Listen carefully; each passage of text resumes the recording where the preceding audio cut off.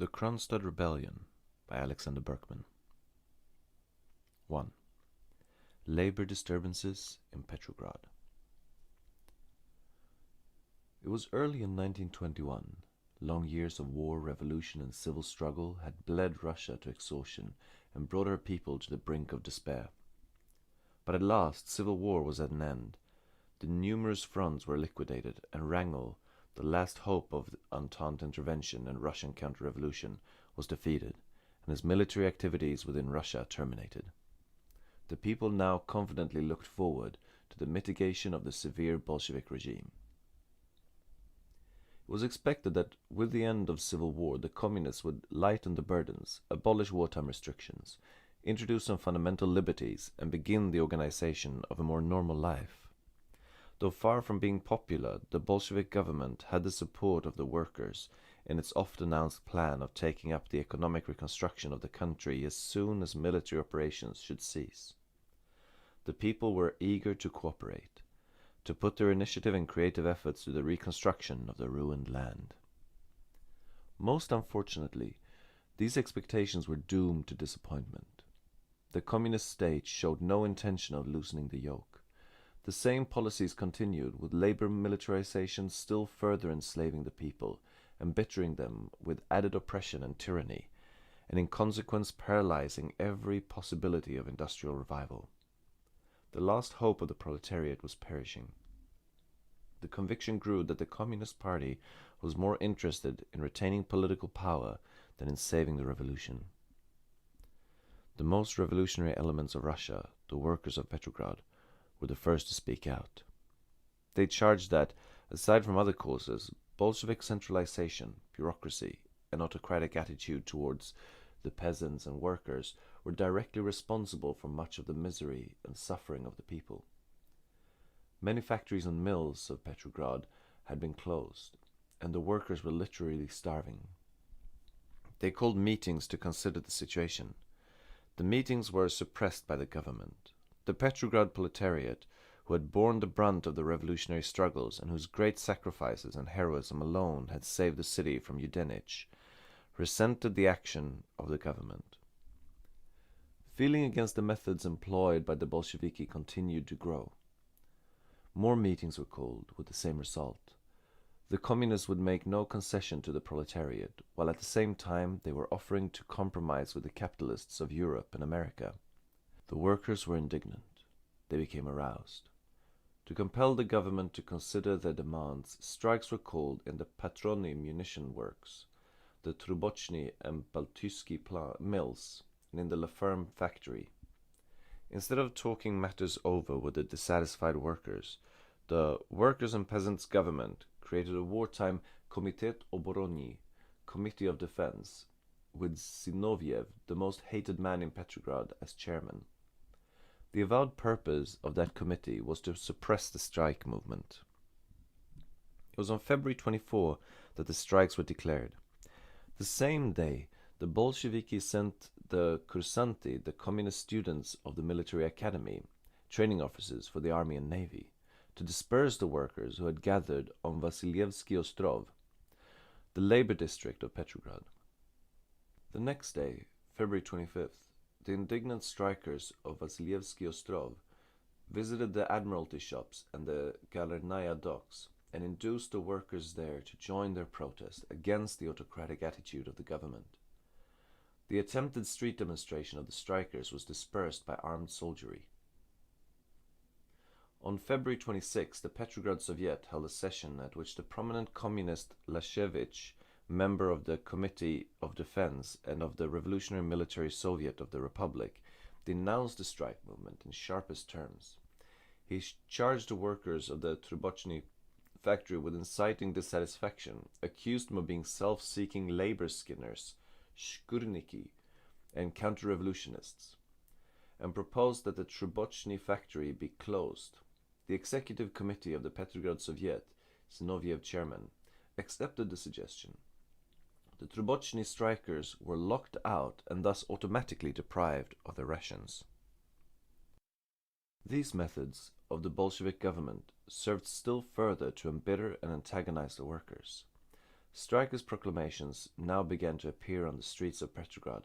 Some of them assumed a distinctly political character. The most significant of them, posted on the walls of the city February 27th, reading, "A complete change is necessary in the policies of the government. First of all, the workers and peasants need freedom. They don't want to live by the decrees of the Bolshevik. They want to control their own destinies. Comrades, preserve a revolutionary order. Determinedly and in an organized manner demand liberation of all arrested socialist and non-partisan workingmen. Abolition of martial law, freedom of speech, press and assembly for all who labor. Free election of shop and factory committees, Zavkomi, of labor union, Soviet representatives. Call meetings, pass resolutions, send your delegates to the authorities and work for the realization of your demands." The government replied to the demands of the strikers by making numerous arrests and suppressing several labor organizations. The action resulted in popular temper growing more anti-Bolshevik. Reactionary slogans began to be heard. Thus, on February 28th, there appeared a proclamation of the Socialist Workers of the Nevsky district, which concluded with a call for the Constituent Assembly. "We know who is afraid of the Constituent Assembly. It is they who will no longer be able to rob the people. Instead, they will have to answer before the representatives of the people for their deceit, their robberies, and their crimes. Down with the hated communists. Down with the Soviet government. Long live the Constituent Assembly." Meanwhile, the Bolsheviki concentrated in Petrograd large military forces from the provinces and also ordered to the city its most trusted communist regiments from the front. Petrograd was put under extraordinary martial law. The strikers were overawed and the labor unrest crushed with an iron hand. 2. The Kronstadt movement. The Kronstadt sailors were much disturbed by what happened in Petrograd. They did not look with friendly eyes upon the government's drastic treatment of the strikers. They knew what the revolutionary proletariat of the capital had had to bear since the first phase of the revolution, how heroically they had fought against Yudenich, and how patiently they were suffering privation and misery. But Kronstadt was far from favoring the Constituent Assembly or the demand for free trade which made itself heard in Petrograd. The sailors were thoroughly revolutionary in spirit and action. They were the staunchest supporters of the Soviet system, but they were opposed to the dictatorship of any political party. The sympathetic movement with the Petrograd strikers first began among the sailors of the warships Petropavlovsk and Sevastopol, the ships that in 1917 had been the main support of the Bolsheviki. The movement spread to the whole fleet of Kronstadt, then to the Red Army regiment stationed there. On February 28th, the men of Petropavlovsk passed a resolution which was also concurred in by the sailors of Sevastopol. The resolution demanded, among other things, free re-election to the Kronstadt Soviet, as the tenure of office of the latter was about to expire. At the same time, a committee of sailors was sent to Petrograd to learn the situation there. On March 1st, a public meeting was held on the Yakorny Square in Kronstadt, which was officially called by the crews of the 1st and 2nd Squadrons of the Baltic Fleet. 16,000 sailors, Red Army men, and workers attended the gathering. It was presided over by the chairman of the Executive Committee of the Kronstadt Soviet, the communist Vasilyev. The president of the Russian Socialist Federated Republic, Kalinin, and the commissar of the Baltic Fleet, Kuzmin, were present and addressed the audience. It may be mentioned as indicative of the friendly attitude of the sailors to the Bolshevik government that Kalinin was met on his arrival in Kronstadt with military honors, music, and banners. At this meeting, the sailors' committee that had been sent to Petrograd on February 28th made its report. It corroborated the worst fears of Kronstadt. The audience was outspoken in its indignation at the methods used by the communists to crush the modest demands of the Petrograd workers. The resolution which had been passed by Petropavlovsk on February 28th was then submitted to the meeting. President Kalinin and Commissar Kuzmin bitterly attacked the resolution and denounced the Petrograd strikers as well as the Kronstadt sailors. But the argument failed to impress the audience, and the Petropavlovsk resolution was passed unanimously. The historic document read: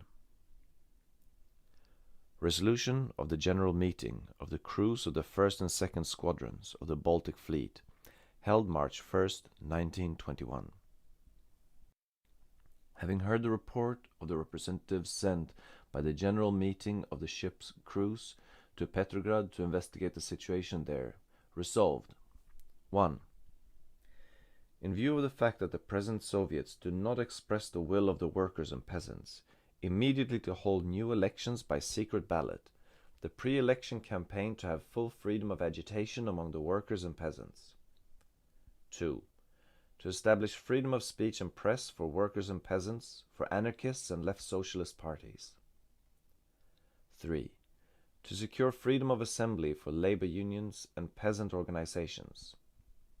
4. To call a non-partisan conference of the workers, Red Army soldiers and sailors of Petrograd, Kronstadt, and of Petrograd province no later than March 10, 1921. 5.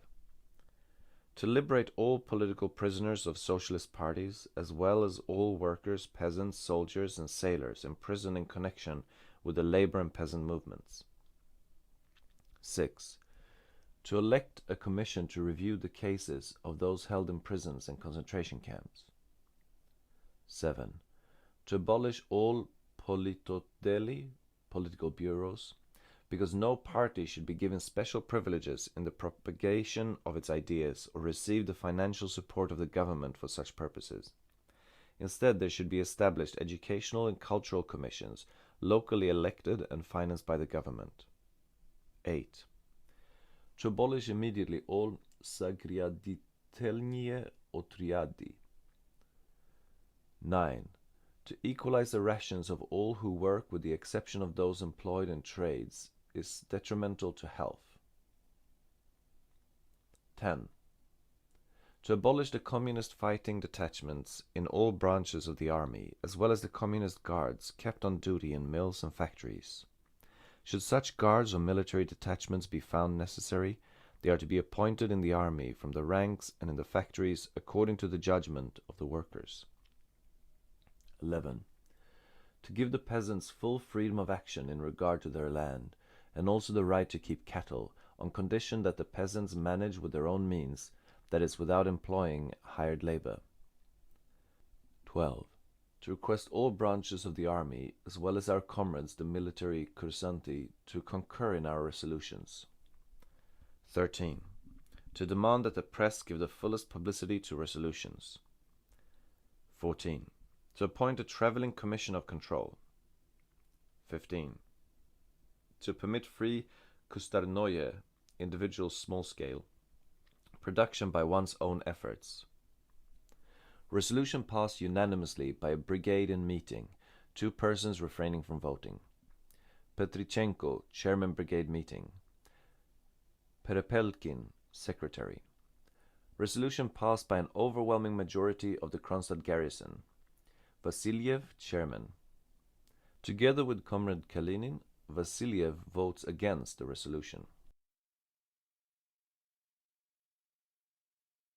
This resolution, strenuously opposed, as already mentioned, by Kalinin and Kuzmin, was passed over their protest. After the meeting, Kalinin was permitted to return to Petrograd unmolested. At the same brigade meeting, it was also decided to send a committee to Petrograd to explain to the workers and the garrison there the demands of Kronstadt and to request that non-partisan delegates be sent by the Petrograd proletariat to Kronstadt to learn the actual state of affairs and the demands of the sailors. This committee, which consisted of 30 members, was arrested by the Bolsheviki in Petrograd. It was the first blow struck by the communist government against Kronstadt. The fate of the committee remained a mystery. As the term of office of the members of the Kronstadt Soviet was about to expire, the brigade meeting also decided to call a conference of delegates on March 2nd to discuss the manner in which the new elections were to be held. The conference was to consist of representatives of the ships, the garrison, the various Soviet institutions, the labor unions and factories, each organization to be represented by 2 delegates. The conference of March 2nd took place in the House of Education, the former Kronstadt School of Engineering, and was attended by over 300 delegates, among whom were also communists. The meeting was opened by the sailor Petrichenko and the Presidium, Executive Committee, of 5 members elected viva voce. The main question before the delegates was the approaching new elections to the Kronstadt Soviet to be based on more equitable principles than heretofore. The meeting was also to take action on the resolution of March 1st and to consider ways and means of helping the country out of the desperate conditions created by famine and fuel shortage. The spirit of the conference was thoroughly Sovietist. Kronstadt demanded Soviets free from interference by any political party.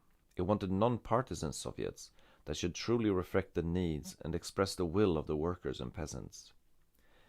The attitude of the delegates was antagonistic to the arbitrary rule of bureaucratic commissars, but friendly to the Communist Party as such. They were staunch adherents of the Soviet system, and they were earnestly seeking to find, by means friendly and peaceful, a solution to the pressing problems. Kuzmin, Commissar of the Baltic Fleet, was the first to address the conference. A man of more energy than judgment, he entirely failed to grasp the great significance of the moment. He was not equal to the situation. He did not know how to reach the hearts and minds of those simple men, the sailors and workers who had sacrificed so much for the revolution and were now exhausted to the point of desperation. The delegates had gathered to take counsel with the representatives of the government. Instead, Kuzmin's speech proved a firebrand thrown into gunpowder. He incensed the conference by his arrogance and insolence. He denied the labor disorders in Petrograd, declaring that the city was quiet and the workers satisfied. He praised the work of the commissars, questioned the revolutionary motives of Kronstadt, and warned against danger from Poland. He stooped to unworthy insinuations and thundered threats. "If you want to open warfare," Kuzmin concluded, "you shall have it, for the communists will not give up the reins of government. We will fight to the bitter end." This tactless and provoking speech of the Commissar of the Baltic Fleet served to insult and outrage the delegates. The address of the chairman of the Kronstadt Soviet, the communist Vasiliev, who was the next speaker, made no impression on the audience. The man was colorless and indefinite. As the meeting progressed, the general attitude became more clearly anti-Bolshevik. Still, the delegates were hoping to reach some friendly understanding with the representatives of the government. But presently it became apparent, states the official report, that we could not trust Comrade Kuzmin and Vasiliev any more, and that it was necessary to detain them temporarily, especially because the communists were in possession of arms, and we had no access to the telephones. The soldiers stood in fear of the commissars, as proved by the letter read at the meeting, and the communists did not permit gatherings of the garrison to take place. Kuzmin and Vasiliev were therefore removed from the meeting and placed under arrest. It is characteristic of the spirit of the conference that the motion to detain the other communists present was voted down by an overwhelming majority. The delegates held the communists must be considered on equal footing with the representatives of other organizations and accorded the same rights and treatment. Kronstadt still was determined to find some bond of agreement with the Communist Party and the Bolshevik government. The resolution of March 1st were read and enthusiastically passed. At that moment the conference was thrown into great excitement by the declaration of a delegate that the Bolsheviki were about to attack the meeting and that 15 carloads of soldiers and communists, armed with rifles and machine guns, had been dispatched for that purpose. This information, the Izvestia report continues, produced passionate resentment among the delegates. Investigations soon proved the report groundless, but rumors persisted that a regiment of kursanti, headed by the notorious Chekist Dukis, was already marching in the direction of the fort Krasnaya Gorka.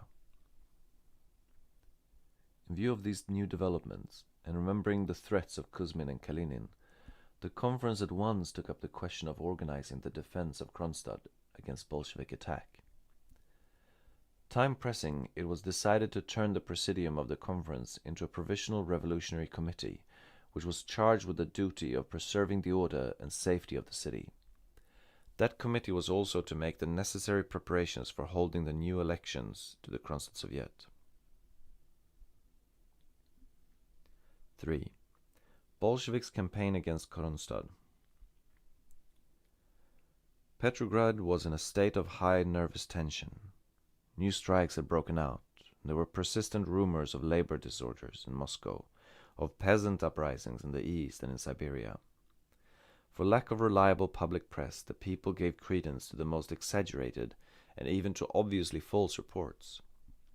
All eyes were on Kronstadt in expectation of momentous developments. The Bolsheviki lost no time in organizing their attack against Kronstadt. Already on March 2nd, the government issued a prikaz order, signed by Lenin and Trotsky, which denounced the Kronstadt movement as in mutiny against the communist authorities. In that document, the sailors were charged with being the tools of former Tsarist generals who, together with socialist revolutionary traitors, staged a counter-revolutionary conspiracy against the proletarian republic. The Kronstadt movement for free Soviets was characterized by Lenin and Trotsky as the work of Entente interventionists and French spies. On February 28, the prikaz read, "There were passed by the men of the Petropavlovsk resolutions breathing the spirit of the Black Hundreds. Then there appeared on the scene the group of the former general Kozlovsky. He and 3 of his officers, whose names we have not yet ascertained, have openly assumed the role of rebellion. Thus the meaning of recent events has become evident. Behind the socialist revolutionists again stands a Tsarist general. In view of all this, the Council of Labor and Defense orders 1. Declare the former general Kozlovsky and his aides outlawed. 2. To put the city of Petrograd and the Petrograd province under martial law. 3. To place supreme power over the whole Petrograd district into the hands of the Petrograd Committee of Defense." There was indeed a former general Kozlovsky in Kronstadt. It was Trotsky who had placed him there as an artillery specialist. He played no role whatever in the Kronstadt events, but the Bolsheviki clearly exploited his name to denounce the sailors as enemies of the Soviet Republic, and their movement as counter-revolutionary. The official Bolshevik press now began its campaign of calumny and defamation of Kronstadt as a hotbed of white conspiracy headed by General Kozlovsky, and communist agitators were sent among the workers in the mills and factories of Petrograd and Moscow to call upon the proletariat to rally to support and defense of the workers' and peasants' government against the counter-revolutionary uprising in Kronstadt. Far from having anything to do with generals and counter-revolutionists, the Kronstadt sailors refused to accept aid, even from the Social Revolutionist Party. Its leader, Viktor Chernov, then in Reval, attempted to influence the sailors in favor of his party and its demands, but received no encouragement from the Provisional Revolutionary Committee. Chernov sent to Kronstadt the following radio message. The chairman of the Constituent Assembly, Viktor Chernov, sends his fraternal greetings to the heroic comrade sailors, the Red Army men and workers, who for the third time since 1905 are throwing off the yoke of tyranny. He offers to aid with men and to provision Kronstadt through the Russian cooperatives abroad. Inform what and how much is needed, and prepared to come in person and give my energies and authority to the service of the people's revolution. I have faith in the final victory of the laboring masses. Hail to the first to raise the banner of the people's liberation, down with despotism from the left and right. At the same time, the Socialist Revolutionist Party sent the following message to Kronstadt. The Socialist Revolutionist delegation abroad, now that the cup of the people's wrath is overflowing, offers to help with all means in its power in the struggle for liberty and popular government. Inform in what ways help is desired. Long live the People's Revolution. Long live the Free Soviets and the Constituent Assembly. The Kronstadt Revolutionary Committee declined the Socialist Revolutionists' offer. It sent the following reply to Viktor Chernov.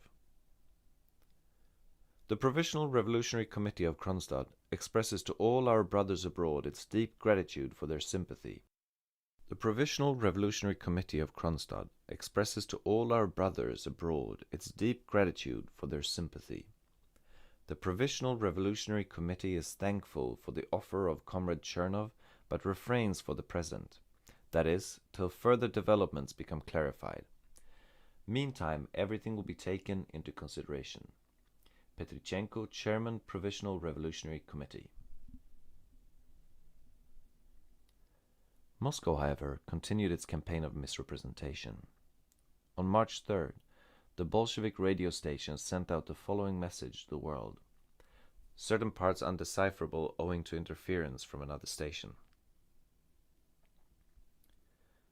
The armed uprising of the former General Kozlovsky has been organized by the spies of the Entente. Like many similar previous plots, is evident from the bourgeois French newspaper Matin, which 2 weeks prior to the Kozlovsky rebellion published the following telegram from Helsingfors. As a result of the recent Kronstadt uprising, the Bolshevik military authorities have taken steps to isolate Kronstadt and to prevent the sailors and soldiers of Kronstadt from entering Petrograd. It is clear that the Kronstadt uprising was made in Paris and organized by the French Secret Service. The Socialist Revolutionists, also controlled and directed from Paris, have been preparing rebellions against the Soviet government, and no sooner were their preparations made than there appeared the real master, the Tsarist general. The character of the numerous other messages sent by Moscow can be judged by the following radio. Petrograd is orderly and quiet, and even a few factories where accusations against the Soviet government were recently voiced now understand that it is the work of provocateurs. They realize where the agents of the Entente and of counter-revolution are leading them to. Just at this moment, when in America a new Republican regime is assuming the reins of government and showing inclination to take up business relations with Soviet Russia, the spreading of lying rumors and the organization of disturbances in Kronstadt have the sole purpose of influencing the new American president and changing his policy towards Russia. At the same time, the London Conference is holding its sessions, and the spreading of similar rumors must influence also the Turkish delegation and make it more submissive to the demands of the Entente. The rebellion of Petropavlov's crew is undoubtedly part of a great conspiracy to create trouble within Soviet Russia and to injure our international position. This plan is being carried out within Russia by a Tsarist general and former officers, and their activities are supported by the Mensheviki and Socialist Revolutionists. The Petrograd Committee of Defense, directed by Zinoviev, its chairman, assumed full control of the city and province of Petrograd. The whole northern district was put under martial law, and all meetings prohibited. Extraordinary precautions were taken to protect the government institutions, and machine guns were placed in the Astoria, the hotel occupied by Zinoviev and other high Bolshevik functionaries. The proclamations posted on the street bulletin boards ordered the immediate return of all strikers to the factories, prohibited suspension of work, and warned the people against congregating on the streets. In such cases, the order read, the soldiery will resort to arms. In case of resistance, shooting on the spot. The Committee of Defense took up the systematic cleaning of the city. Numerous workers, soldiers, and sailors suspected of sympathizing with Kronstadt were placed under arrest. All Petrograd sailors and several army regiments thought to be politically untrustworthy were ordered to distant points, while the families of Kronstadt sailors living in Petrograd were taken into custody as hostages. The Committee of Defense notified Kronstadt of its action by proclamations scattered over the city from an airplane on March 4th, which stated, the Committee of Defense declares that the arrested are held as hostages for the Commissar of the Baltic Fleet, N.N. Kuzmin, the chairman of the Kronstadt Soviet, T. Vasiliev, and other communists. If the least harm be suffered by our detained comrades, the hostages will pay with their lives. We do not want bloodshed. Not a single communist has yet been shot by us, was Kronstadt's reply. 4. The aims of Kronstadt. Kronstadt revived with a new life. Revolutionary enthusiasm rose to a level of the October days when the heroism and devotion of the sailors played such a decisive role. Now, for the first time since the Communist Party assumed exclusive control of the revolution and the fate of Russia, Kronstadt felt itself free. A new spirit of solidarity and brotherhood brought the sailors, the soldiers of the garrison, the factory workers, and the non-partisan elements together in united effort for their common cause. Even communists were affected by the fraternalization of the whole city and joined in the work preparation to the approaching elections to the Kronstadt Soviet. Among the first steps taken by the Provisional Revolutionary Committee was the preservation of revolutionary order in Kronstadt and the publication of the committee's official organ, the daily Izvestia, its first appeal to the people of Kronstadt, issue number 1, March 3, 1921, was thoroughly characteristic of the attitude and temper of the sailors. The Revolutionary Committee, it read, is most concerned that no blood be shed. It has exerted its best effort to organize revolutionary order in the city, the fortress and the forts. Comrades and citizens, do not suspend work. Workers, remain at your machines. Sailors and soldiers, be on your posts. All Soviet employees and institutions should continue their labors. The Provisional Revolutionary Committee calls upon you all, comrades and citizens, to give it your support and aid. Its mission is to organize the fraternal cooperation with you, the conditions necessary for honest and just elections to the new Soviet. The pages of the Izvestia bear abundant witness to the deep faith of the Revolutionary Committee in the people of Kronstadt and their aspirations towards the free Soviets as the true road of liberation from the oppression of communist bureaucracy. In its daily organ and radio messages, the Revolutionary Committee indignantly resented the Bolshevik campaign of calumny and repeatedly appealed to the proletariat of Russia and of the world for understanding, sympathy, and help. The radio of March 6 sounds the keynote of Kronstadt's call.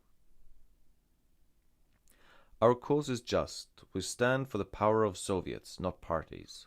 We stand for freely elected representatives of the laboring masses. The substitute Soviets manipulated by the Communist Party have always been deaf to our needs and demands. The only reply we have ever received was shooting. Comrades, they not only deceive you, they deliberately pervert the truth and resort to most despicable defamation. In Kronstadt, the whole power is exclusively in the hands of the revolutionary sailors, soldiers, and workers, not with the counter-revolutionists led by some Kozlovsky, as the lying Moscow radio tries to make you believe. Do not delay, comrades. Join us, get in touch with us, demand admission to Kronstadt for your delegates. Only they will tell you the whole truth and expose the fiendish calumny about Finnish bread and Entente offers.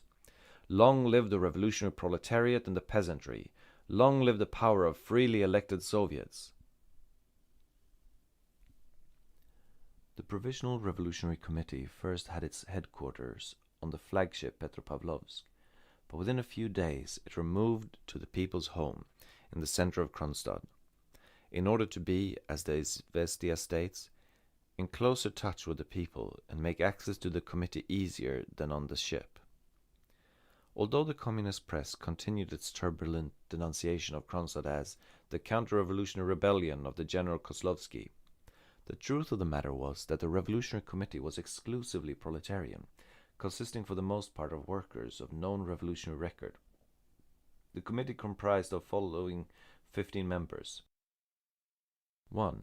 Petrichenko, senior clerk, flagship Petropavlovsk. 2. Yakovenko, telephone operator, Kronstadt district. 3. Ososov, machinist, Sevastopol. 4. Arkhipov, engineer. 5. Perepelkin, mechanic, Sevastopol. 6. Petrushev, head mechanic, Petropavlovsk. 7. Kupolov, senior medical assistant. 8. Vershinin, sailor, Sevastopol. 9. Tukin, electrical mechanic. 10. Romanenko, caretaker of aviation docks. 11. Oreshin, manager of the 3rd Industrial School. 12. Valk, lumber mill worker. 13. Pavlov, naval mining worker. 14. Baikov, carter. 15. Kilgast, deep-sea sailor. Not without a sense of humor to the Kronstadt Izvestia remark in this connection. These are our generals, Messrs. Trotsky and Zinoviev, while the Brusilovs and Kamenevs, the Tukachevskis, and other celebrities of the Tsar's regime are on your side. The Provisional Revolutionary Committee enjoyed the confidence of the whole population of Kronstadt. It won general respect by establishing and firmly adhering to the principle of equal rights for all, privileges to none. The payok, food ration, was equalized. The sailors who under Bolshevik rule always received rations far in excess of those allotted to the workers themselves voted to accept no more than the average citizen and toiler. Special rations and delicacies were given only to hospitals and children's homes. The just and generous attitude of the Revolutionary Committee towards the Kronstadt members of the Communist Party, few of whom had been arrested in spite of Bolshevik repressions, and all holding of sailors' families as hostages, won the respect even of the Communists. The pages of Izvestia contain numerous communications from communist groups and organizations of Kronstadt condemning the attitude of the central government and endorsing the stand and measures of the Provisional Revolutionary Committee. Many Kronstadt communists publicly announced their withdrawal from the party as a protest against its despotism and its bureaucratic corruption. In various issues of the Izvestia, there are to be found hundreds of names of communists whose conscience made it impossible for them to remain in the party of the executioner Trotsky, as some of them expressed it. Resignations from the Communist Party soon became so numerous as to resemble a general exodus. The following letters, taken at random from a large batch, sufficiently characterize the sentiment of the Kronstadt communists. I have come to realize that the policies of the Communist Party have brought the country into a hopeless blind alley from which there is no exit. The party has become bureaucratic. It has learned nothing and it does not want to learn. It refuses to listen to the voice of 115 million peasants. Does not want to consider that only freedom of speech and opportunity to participate in the reconstruction of the country by means of altered election methods can bring our country out of its lethargy. I refused henceforth to consider myself a member of the Russian Communist Party. I wholly approve of the resolution passed by the all-city meeting on March 1st, and I hereby place my energies and abilities at the disposal of the Provisional Revolutionary Committee. Herman Kanev, Krasny Commandir, Red Army officer, son of the political exile in the trial of 193. Izvestia number 3, March 5th, 1921. Comrades, my pupils of the Industrial Red Army and Naval Schools, almost 30 years I have lived in deep love for the people and have carried light and knowledge, so far as lay in my power, to all who thirsted for it, up to the present moment. The Revolution of 1917 gave greater scope to my work, increased my activities, and I devoted myself with greater energy to the service of my ideal. The communist slogan, "All for the People," inspired me with its nobility and beauty, and in February 1920 I entered the Russian Communist Party as a candidate.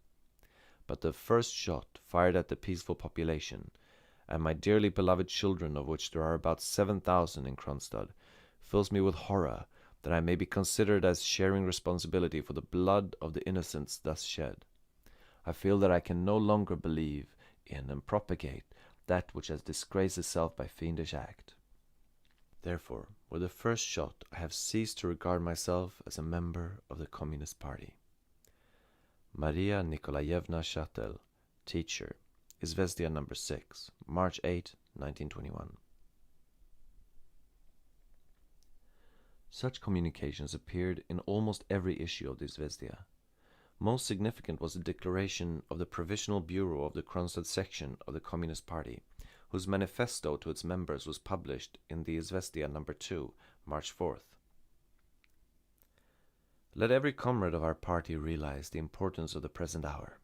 Give no credence to the false rumors that communists are being shot and that the Kronstadt communists are about to rise up in arms.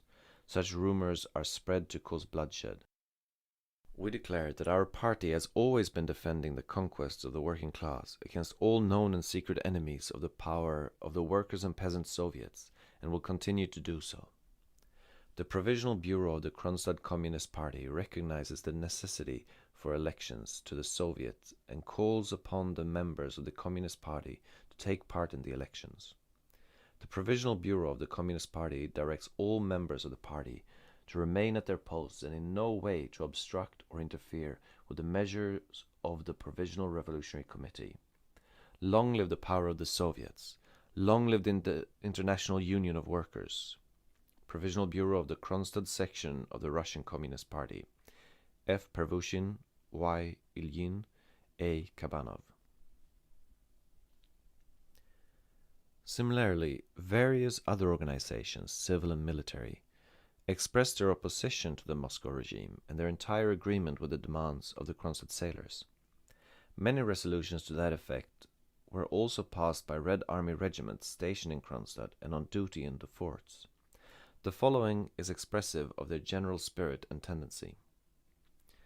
We, Red Army soldiers of the Fort Krasnoarmeysk, stand wholly with the Provisional Revolutionary Committee, and to the last moment we will defend the Revolutionary Committee, the workers and the peasants. Let no one believe the lies of the communist proclamations thrown from airplanes. We have no generals here and no Tsarist officers. Kronstadt has always been the city of workers and peasants, and so it will remain. Generals are in the service of the communists. At this moment, when the fate of the country is in the balance, we who have taken power into our own hands and who have entrusted the Revolutionary Committee with leadership in the fight, we declare to the whole garrison and to the workers that we are preparing to die for the liberty of the laboring masses. Freed from the 3-year-old communist yoke and terror, we shall die rather than recede a single step. Long live free Russia of the working people. Crew of the Fort Krasnoarmeysk. Izvestia, No. 5, March 7, 1921. Kronstadt was inspired by passionate love of a free Russia and unbounded faith in true Soviets. It was confident of gaining the support of the whole of Russia, of Petrograd in particular, thus bringing about the final liberation of the country. The Kronstadt Izvestia reiterates this attitude and hope, and in the numerous articles and appeals it seeks to clarify its position towards the bolchevique, and its aspiration to lay the foundation of a new free life for itself and the rest of Russia.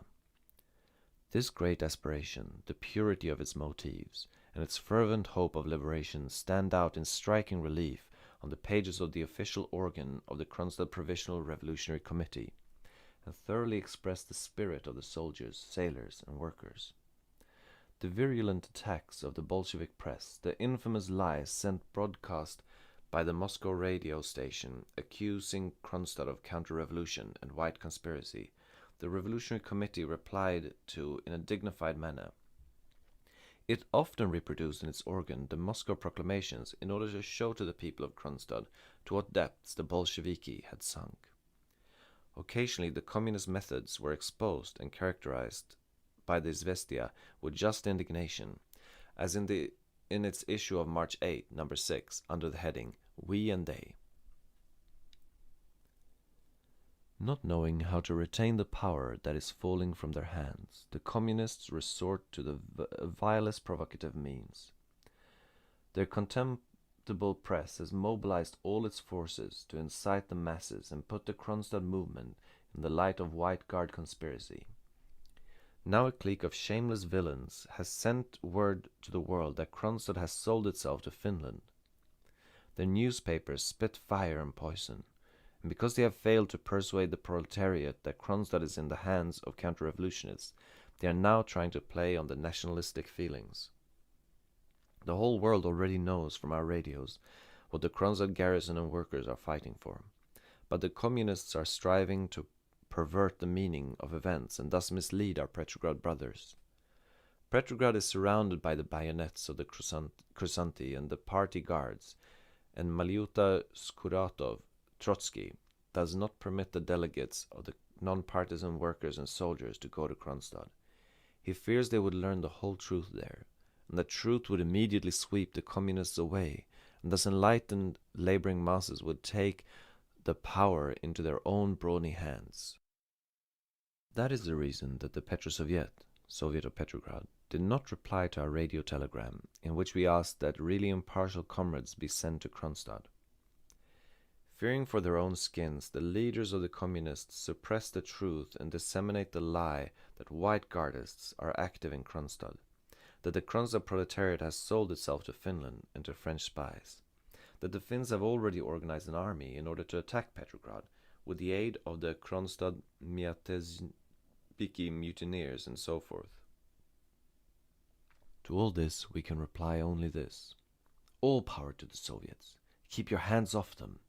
The hands are red with the blood of the martyrs of liberty who have died fighting against the white Gardists, the landlords, and the bourgeoisie. In simple and frank speech, Kronstadt sought to express the will of the people, yearning for freedom and for the opportunity to shape their own destinies. It felt itself the advance guard, so to speak, of the proletariat of Russia, about to rise in defense of the great aspirations for which the people that fought and suffered in the October Revolution. The faith of the Kronstadt in the Soviet system was deep and firm. Its all-inclusive slogan, all power to the Soviets, not to parties. That was its program. It did not have time to develop it or to theorize. It strove for the emancipation of the people from the communist yoke. That yoke, no longer bearable, made a new revolution, the third revolution, necessary. The road to liberty and peace lay in freely elected Soviets, the cornerstone of the new revolution. The pages of Izvestia bear rich testimony to the unspoiled directness and single-mindedness of the Kronstadt sailors and workers, and the touching faith they had in their mission as the initiators of the third revolution. These aspirations and hopes are clearly set forth in number 6 of the Izvestia, March 8th, in the leading editorial entitled, What We Are Fighting For. With the October Revolution, the working class had hoped to achieve its emancipation, but there resulted an even greater enslavement of human personality. The power of the police and gendarme monarchy fell into the hands of usurpers, the communists, who insisted on giving the people liberty, have instilled in them only the constant fear of the Cheka, which by its horrors surpasses even the gendarme regime of Tsarism. Worst and most cruel of all is the spiritual cabal of the communists. They have laid their hands also on the internal world of the laboring masses, compelling everyone to think according to communist prescription. Russia of the toilers, the first to raise the red banner of labor's emancipation, is drenched with the blood of those martyred for the greater glory of communist dominion. In that sea of blood, the communists are drowning all the bright promises and possibilities of the workers' revolution. It has now become clear that the Russian Communist Party is not the defender of the laboring masses, as it pretends to be. The interests of the working people are foreign to it. Having gained power, it is now fearful only of losing it, and therefore it considers all means permissible: defamation, deceit, violence, murder, and vengeance upon the families of the rebels. There is an end too long, suffering patience. Here and there the land is lit up by the fires of rebellion. In a struggle against oppression and violence, strikes of workers have multiplied, but the Bolshevik police regime has taken every precaution against the outbreak of the inevitable Third Revolution. But in spite of it all, it has come, and it is made by the hands of laboring masses. The generals of communism see clearly that it is the people who have risen, the people who have become convinced that the communists have betrayed the ideas of socialism. Fearing for their safety and knowing that there is no place they can hide in from the wrath of the workers, the communists will still try to terrorize the rebels with prison, shooting, and other barbarities. But life under the communist dictatorship is more terrible than death. There is no middle road, to triumph or to die. The example is being set by Kronstadt, the terror of counter-revolution from the right to and from the left. Here has taken place the great revolutionary deed. Here is raised the banner of rebellion against the 3-year-old tyranny and oppression of communist autocracy, which has put in the shade the 300-year-old despotism of monarchism. Here in Kronstadt has been laid the cornerstone of the Third Revolution, which is to break the last chains of the worker and open the new broad road to socialist creativity. This new revolution will rouse the masses of the East and West, and will serve as an example of new socialist constructiveness, in contradistinction to the governmental cut-and-dried communist construction. The laboring masses will learn that what has been done ill now in the name of the workers and peasants was not socialism. Without firing a single shot, without shedding a drop of blood, the first step has been taken. Those who labored need no blood. They will shed it only in self-defense. The workers and peasants march on. They are leaving behind them the Uchredlika Constituent Assembly, with its bourgeois regime, and the Communist Party dictatorship with its Cheka and state capitalism, which has put the noose around the neck of the workers and threatened to strangle them to death. The present change offers the laboring masses the opportunity of securing at last freely elected Soviets, which will function without fear of the party whip. They can now reorganize the governmentalized labor unions into voluntary associations of workers, peasants, and working intelligentsia. At last is broken the police club of communist autocracy. That was the program, those the immediate demands, for which the Bolshevik government began the attack of Kronstadt at 6:45 p.m., March 7th, 1921. 5. Bolshevik ultimatum to Kronstadt. Kronstadt was generous. Not a drop of communist blood did it shed.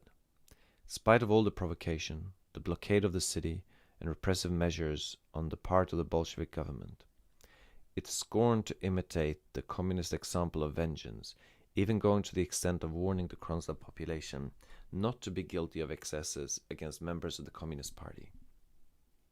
The Provisional Revolutionary Committee issued a call to the people of Kronstadt to that effect, even after the Bolshevik government had ignored the demand of the sailors for the liberation of hostages taken in Petrograd. The Kronstadt demand sent by radio to the Petrograd Soviet, the manifesto of the Revolutionary Committee, were published on the same day, March 7, and are hereby reproduced. In the name of the Kronstadt garrison, the Provisional Revolutionary Committee of Kronstadt demands that the families of the sailors, workers, and Red Army men held by the Petro-Soviet as hostages be liberated within 24 hours. The Kronstadt garrison declares that the communists enjoy full liberty in Kronstadt and their families are absolutely safe.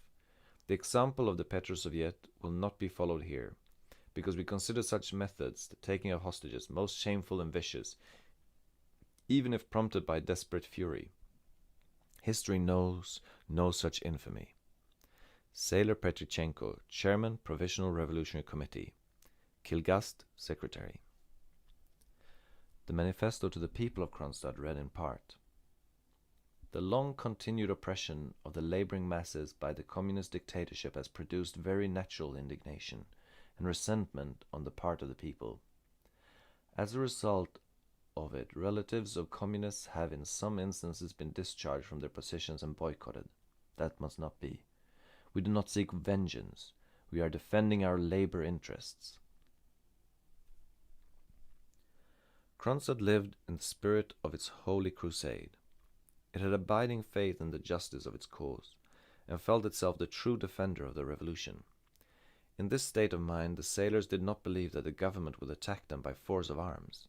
In the subconsciousness of these simple children of the soil and sea, there perhaps germinated the feeling that not only through violence may victory be gained. The Slavic psychology seemed to believe that the justice of the cause and the strength of the revolutionary spirit must win.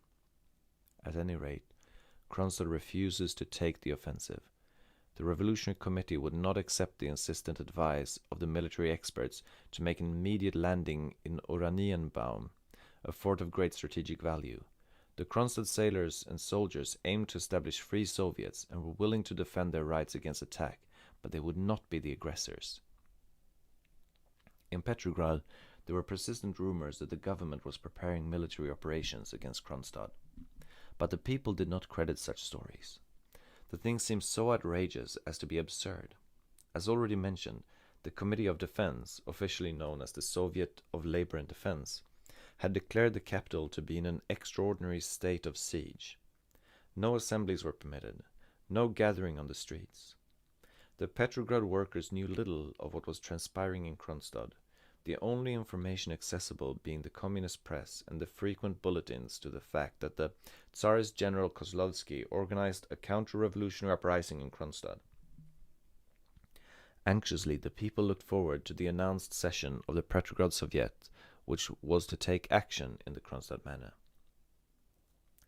The Petro-Soviet met on March 4, admission being by cards which, as a rule, only communists could procure. The writer, then on friendly terms with the Bolsheviki and particularly with Zinoviev, was present. As chairman of the Petrograd Soviet, Zinoviev opened the session and in a long speech set forth the Kronstadt situation.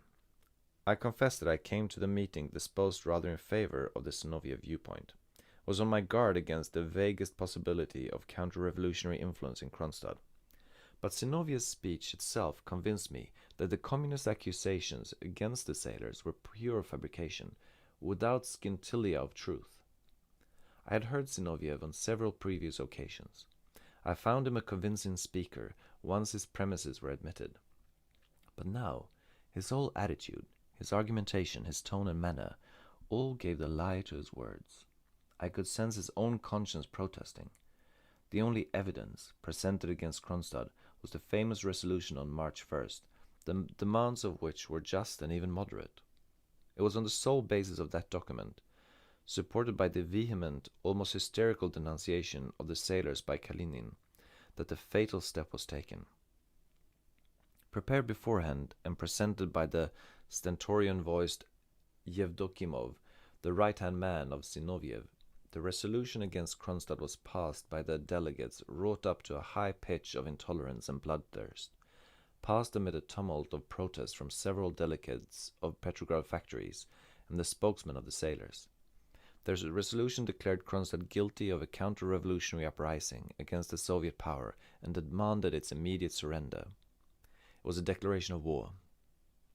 Even many communists refused to believe that the resolution would be carried out.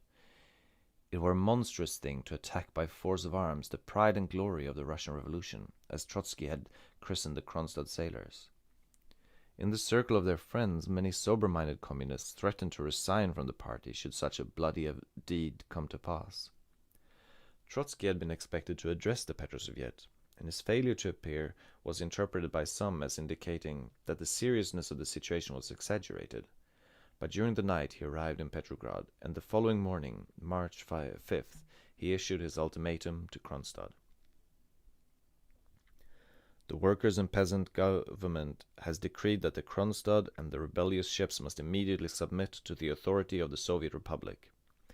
Therefore I command all who have raised their hand against the socialist fatherland to lay down their arms at once.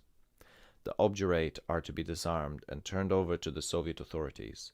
The arrested commissars and other representatives of the government are to be liberated at once. Only those surrendering unconditionally may count on the mercy of the Soviet Republic. Simultaneously, I am issuing orders to prepare to quell the mutiny and subdue the mutineers by force of arms. Responsibility for the harm that may be suffered by the peaceful population will fall entirely upon the heads of the counter-revolutionary mutineers. This warning is final. Trotsky, Chairman, Revolutionary Military Soviet of the Republic Kamenev, Commander-in-Chief. The situation looked ominous. Great military forces continuously flowed into Petrograd and its environs. Trotsky's ultimatum was followed by a prikaz, which contained the historic threat, "I'll shoot you like pheasants." A group of anarchists then in Petrograd made a last attempt to induce the Bolsheviki to reconsider their decision of attacking Kronstadt. They felt it their duty to the revolution to make an effort, even if hopeless, to prevent the imminent massacre of the revolutionary flower of Russia, the Kronstadt sailors and workers.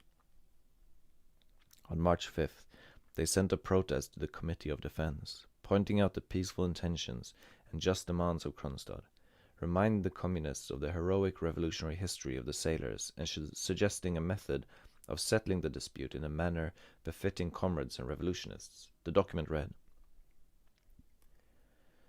"To the Petrograd Soviet of Labor and Defense, Chairman Zinoviev. To remain silent now is impossible, even criminal. Recent events impel us anarchists to speak out and to declare our attitude in the present situation. The spirit of ferment and dissatisfaction manifest among the workers and sailors is the result of causes that demand our serious attention. Cold and hunger have produced disaffection, and the absence of any opportunity for discussion and criticism is forcing the workers and sailors to air their grievances in the open. White Guardist bands wish and may try to exploit dissatisfaction in their own class interests. Hiding behind the workers and sailors, they throw out slogans of the Constituent Assembly of free trade and similar demands.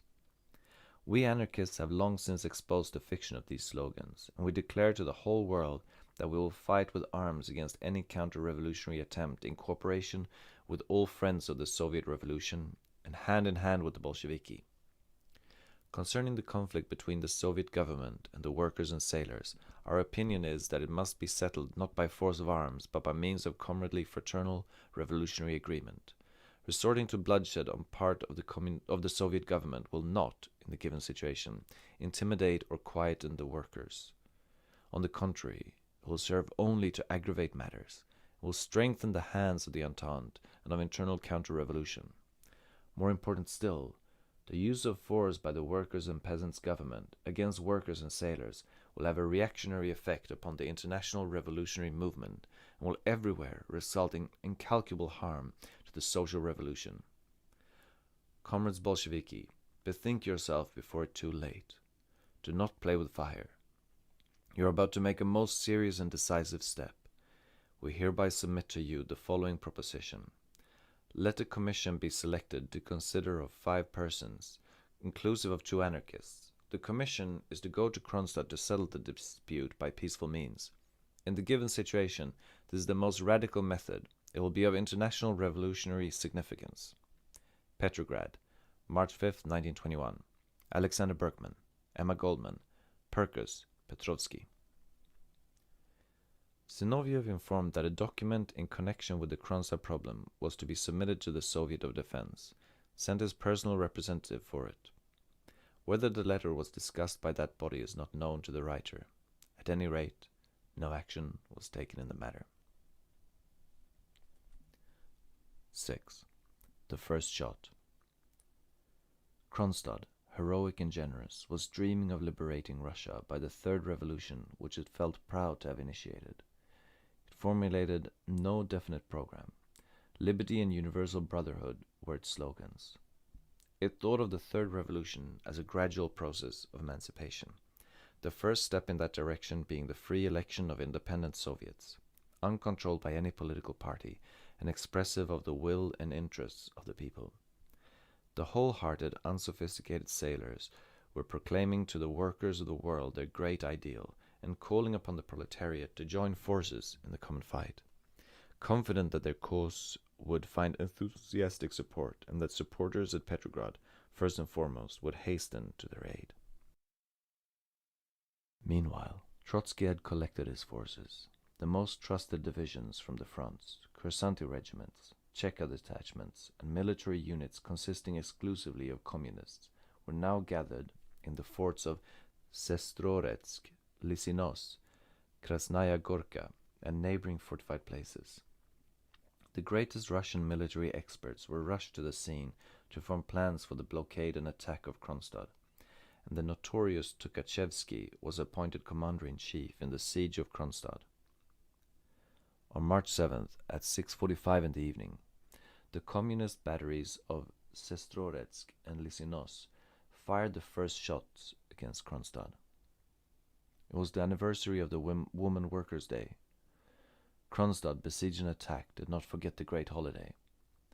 Under fire of numerous batteries, the brave soldiers sent a radio greeting to the working women of the world, an act most characteristic of the psychology of the rebel city. The radio read, "Today is a universal holiday, Women Workers' Day. We of Kronstadt send amid the thunder of cannon our fraternal greetings to working women of the world. May you soon accomplish your liberation from every form of violence and oppression. Long live the free revolutionary working women. Long live the social revolution throughout the world." No less characteristic was the heart-rending cry of Kronstadt, "Let the whole world know," published after the first shot had been fired in number 6 of the Izvestia, March 8th. The first shot has been fired. Standing up to his knees in the blood of the workers, Marshal Trotsky was the first to open fire against revolutionary Kronstadt, which has risen against the autocracy of the communists to establish the true power of the Soviets. Without shedding a drop of blood, we, Red Army men, sailors, and workers of Kronstadt, have freed ourselves from the yoke of the communists and have even preserved their lives. By the threat of artillery, they want now to subject us again to their tyranny.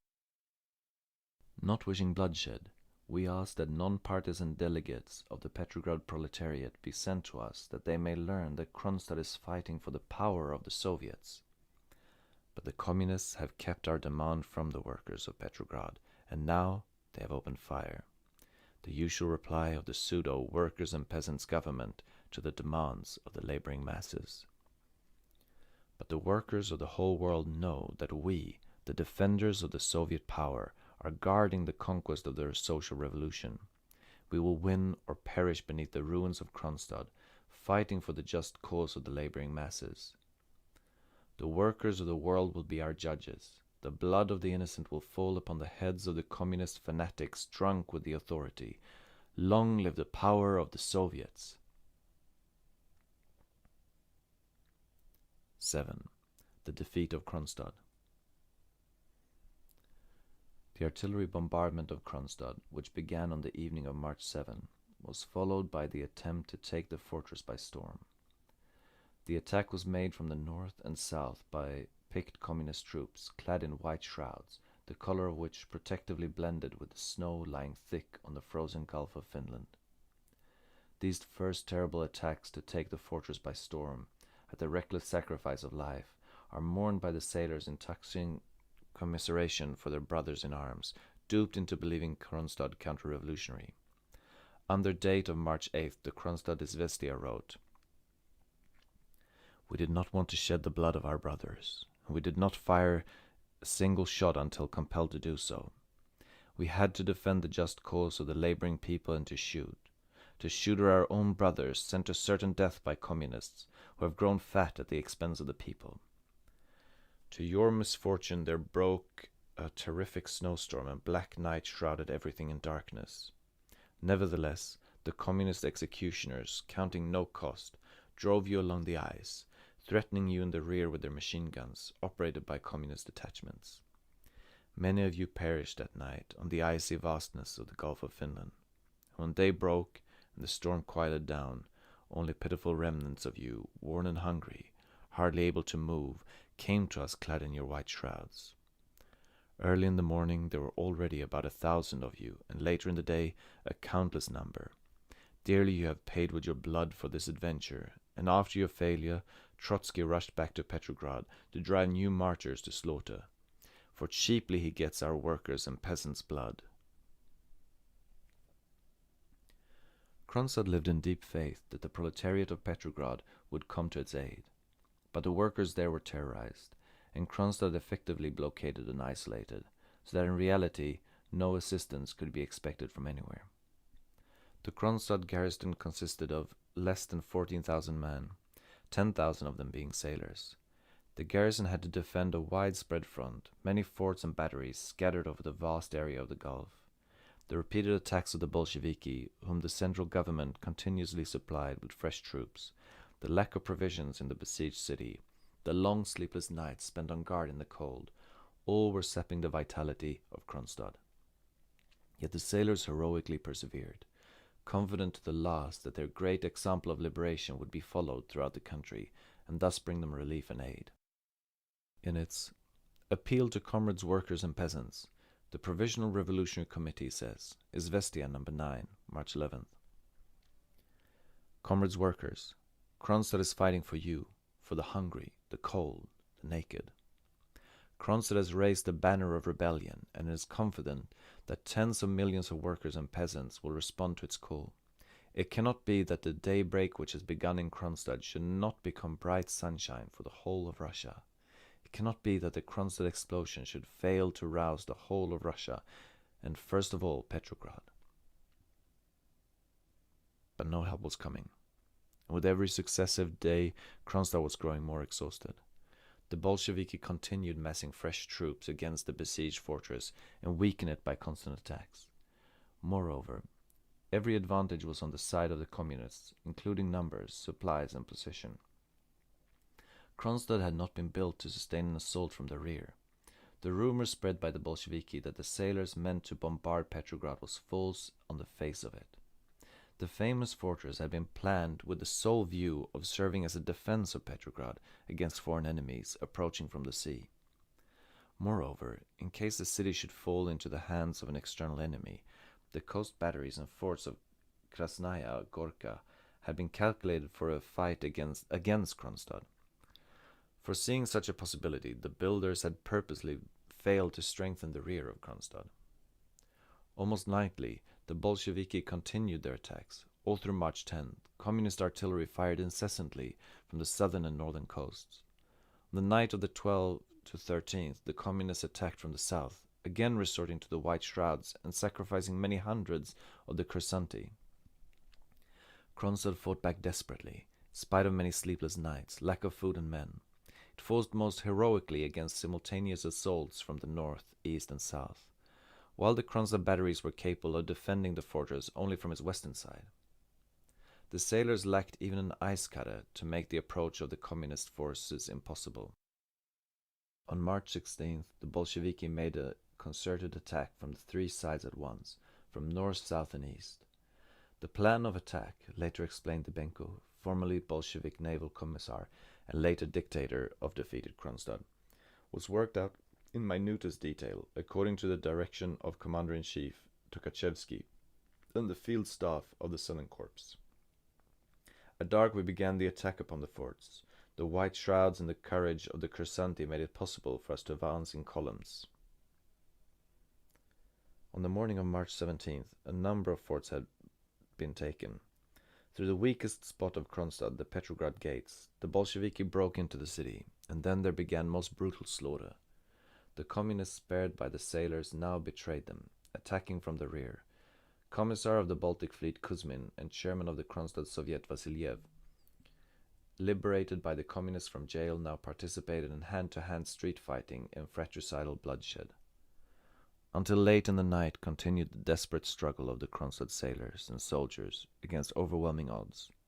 The city, which for 15 days had not harmed a single communist, now red with the blood of Kronstadt men, women, and even children.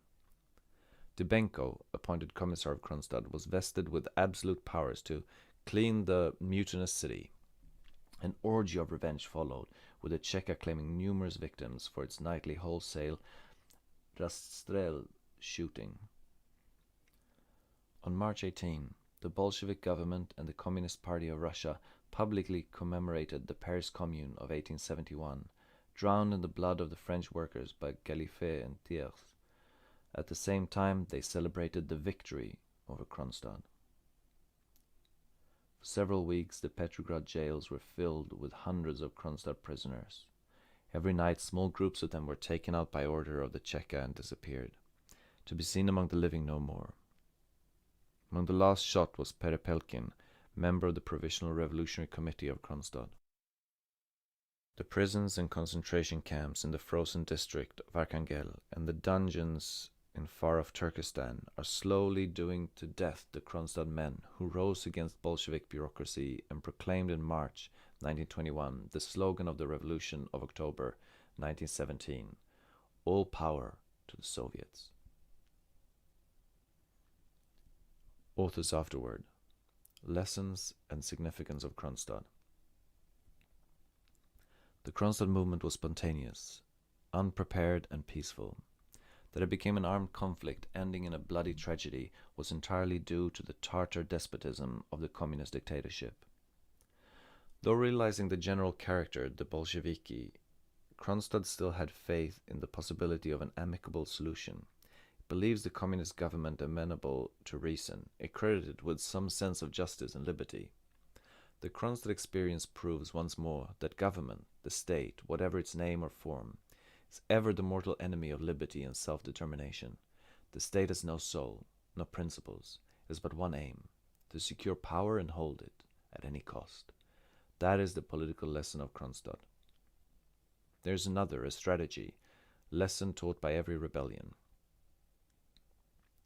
The success of the uprising is conditioned in its resoluteness, energy, and aggressiveness.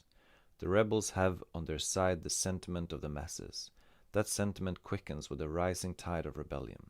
It must not be allowed to subside, to pale by a return to the drabness of everyday life.